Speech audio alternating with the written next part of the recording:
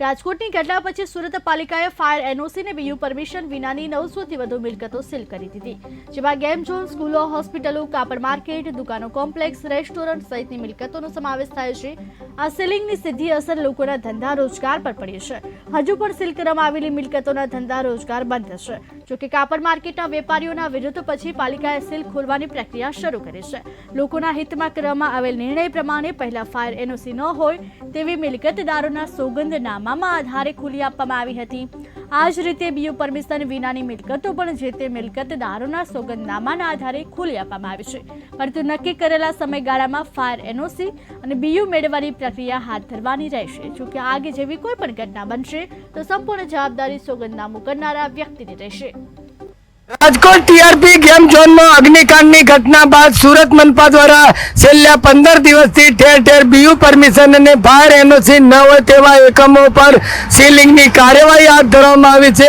मोटा पाये मिलकतो सील थता धंधा रोजगार पर असर पड़ी रही है। कापड़ना वेपारीओए पोताना धंधा रोजगार बंद थता मनपा कमिश्नर ने रजूआत करी थी कि मिशन से परंतु फायर एनओसी नहीं, आवा एकमों ने खोलवामां आवे त्यारे मनपा कमिश्नर द्वारा 10 दिवसनो समय आपी अने आवा लोकोनी पासेथी बांयधरी लई अने सीलिंग जे करेली मिलकत ने खोलवानी मंजूरी आपवामां आवी छे।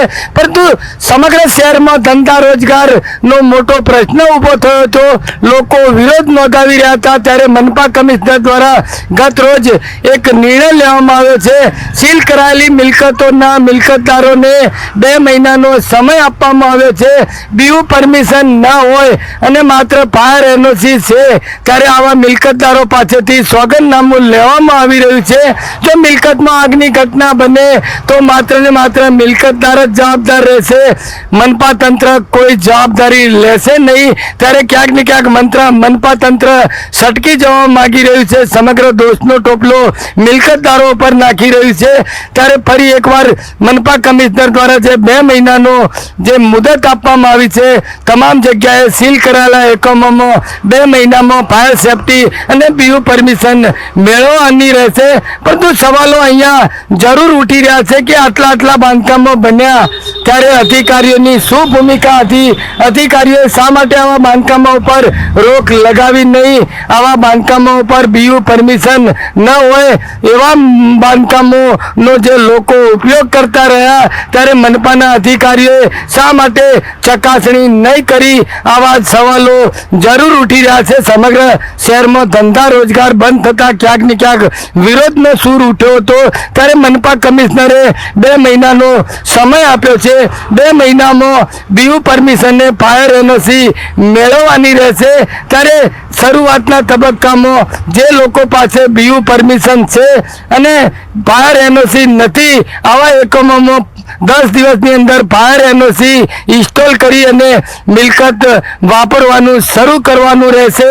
आवी लेखित बांयधरी अने जे सोगंदनामुं रजू कर्या बाद मिलकत पर लगावेलुं सील दूर करवामां आवशे। ચોક્કસ સવાલો જરૂર ઉઠી રહ્યા છે। શહેરમાં બિલાડીની ટોપની જેમ ઠેર ઠેર ગેરકાયદેસર બાંધકામો ધમધમી રહ્યા છે। જે તે અધિકારીના વિસ્તારમાં આવા બાંધકામો ધમધમતા હોય, શું આ અધિકારીની જવાબદારી નથી આવા બાંધકામો પર રોક લગાવવાની? રાજકોટની ઘટના તો હમણાં જ બની, પરંતુ એ પહેલા સુરતમાં તક્ષશિલાની ઘટના બની, તેમાં 22 જેટલા નિર્દોષ ભૂલકાઓએ જીવ ગુમાવ્યા। છેલ્લા કેટલા સમયથી આ ઝુંબેશ ઠપ થઈ હતી, પરંતુ રાજકોટની ઘટના બાદ સુરત મનપાનું તંત્ર સફાળું જાગ્યું। શા માટે તક્ષશિલાની ઘટના બાદ સુરત મનપાએ બોધપાઠ ન લીધો અને હવે આડેધડ મિલકતોને સીલ કરવામાં આવી રહી છે? આ પણ કાર્યવાહી કેટલા સમય પૂરતી રહેશે એ તો જોવાનું રહેશે। પરંતુ હાલ તો તમામ ધંધા રોજગાર ઠપ થતા મિલકતદારોએ પોતાની મિલકતો પર લગાવેલા સીલ ખોલવા ખોલવા માટેની વિનંતીઓ કરી રહ્યા છે અને મનપા કમિશનર દ્વારા ગઈકાલે 2 મહિનાની જે સમય મર્યાદા આપી છે 2 મહિનાના સમય દરમિયાન તમામ મિલકતદારોએ ફાયર એનઓસી અને બીયુ પરમિશન મેળવવાનું રહેશે. કેટલીક બિલ્ડિંગોમાં બીયુ પરમિશન નથી, નિયમ વિરુદ્ધનું બાંધકામ છે. આવા બાંધકામોનું શૈક્ષિક જે નિયમ વિરુદ્ધનું બાંધકામ હશે એ દૂર કરવાનું રહેશે. બિલ્ડિંગની અંદર લિફ્ટની વ્યવસ્થા ન હોય તો લિફ્ટ ઊભી કરવાની રહેશે.